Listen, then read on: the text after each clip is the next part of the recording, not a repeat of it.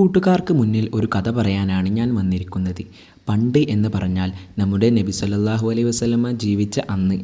അക്കാലത്ത് രണ്ട് കർഷകരുണ്ടായിരുന്നു. കർഷകർ എന്ന് പറഞ്ഞാൽ അറിയില്ലേ? പാടത്തും പറമ്പിലും പണിയെടുത്ത് കാർഷിക വിളകൾ നമുക്ക് നൽകുന്നവർ. കർഷകരെയും കാർഷിക വൃത്തിയെയും പരിചയപ്പെടുത്തേണ്ട കാലമാണിത്. അത്രത്തോളം നാമൊക്കെ കൃഷിയിൽ നിന്നും പിറകോട്ട് പോയിരിക്കുന്നു. അതിരിക്കട്ടെ, ഞാൻ കഥയിലേക്ക് വരാം. കർഷകർക്കിടയിൽ ഒരു തർക്കം. എന്താണെന്നല്ലേ?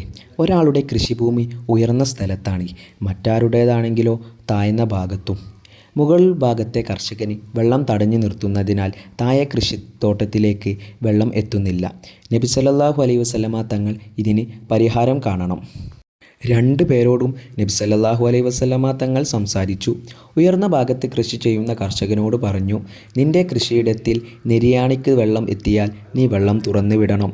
താഴെ ഭാഗത്ത് കർഷകനോട് നബി സല്ലല്ലാഹു അലൈഹി വസല്ലമ തങ്ങൾ പറഞ്ഞു, അവൻ്റെ ആവശ്യം കഴിയുന്നത് വരെ നീ ക്ഷമിക്കണം. രണ്ടു കൂട്ടർക്കും തൃപ്തിയായി. നോക്കൂ, നമ്മുടെ നബി സല്ലല്ലാഹു അലൈഹി വസല്ലമ തങ്ങൾ കർഷകർക്ക് വേണ്ടി ഉണ്ടാക്കിയ വ്യവസ്ഥ. ഇങ്ങനെ കർഷകർക്ക് വേണ്ടി ചെയ്ത ഒരുപാട് കാര്യങ്ങളുണ്ട്. അതൊക്കെ നാം പഠിക്കാൻ തയ്യാറാവണം. എന്താ, കഥ നിർത്തട്ടെ?